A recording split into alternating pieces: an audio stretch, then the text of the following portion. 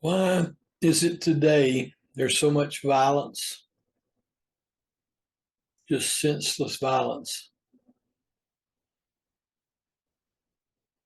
Having grown up in the 1950s, we just didn't see that kind of thing, particularly in the South. I was born in Stone Mountain, Georgia. Um, Part of it has to do just the general respect for one another. Also, it has to do with um, firm, strong, however you want to put it, law enforcement. So the broken windows theory is that if the small crimes are not dealt with quickly um, and consistently, then the perpetrators will go on to larger crimes until such time as they've committed such a large crime. Now they're in serious trouble, looking at jail sentences and whatnot, plus having destroyed property and possibly other people's and their own lives.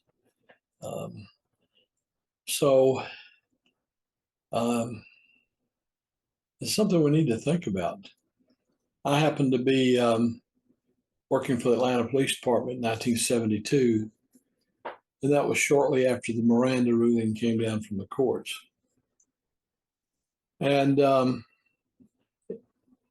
my opinion, that was one of the worst things that ever happened to impede law enforcement. Um,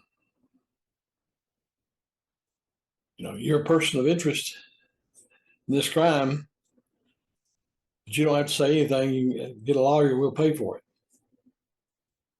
So I don't mean that the police should be allowed to browbeat somebody until they confess of something they didn't do or something they did do. But and I'm sure there were cases of that. But on the other hand, it really did knock the wind out of the sails of law enforcement. I saw that firsthand. It was just being phased in. And I saw some horrific crimes I believe would not have been committed otherwise, particularly since the state of Georgia at that point had their death penalty thrown out by the courts, and they had no alternative. So I had one suspect that asked why he shot a convenience store clerk in the face. Why he did such a thing, since he'd already gotten the money, all he had to do was leave. And his response was, well, it's 7 or 7, meaning that in his mind, he thought he would have been eligible for parole in 7 years for either a murder or an armed robbery, although he'd have never gotten a parole in either case. But at any rate, he thought about that. And I truly believe that woman would have been alive if we'd still had the death penalty at the time. Having seen some of these people up close, in my opinion, there's some people who are like rabid dogs. I mean, a rabid dog, the fact that he has rabies is not the dog's fault, but nevertheless, you can't let him run around the community. You have to put him down. So in some cases, that's the best for the person and certainly for society. This is going to be a lot of negative comments, I know, and thank you for them. It's a real dilemma. Personally, I'm pretty much a pacifist. I don't like violence.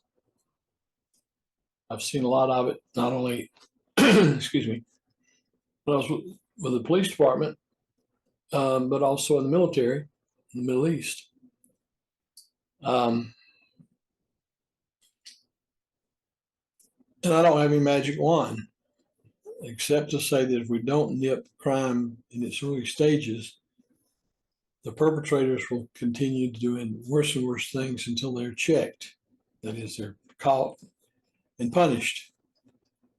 Unfortunately, that doesn't usually happen until it's way too late. They've done a lot of harm to themselves, their family, and the victims, and it's just too late. So anyway, I posted the up at the top of the screen the definition of broken windows theory, and it'll be good to be something to think about. Please, if you haven't already, subscribe, and if you like this video, like it. If you don't like it, hit the fact that you don't like it. But I just hope this is food for thought.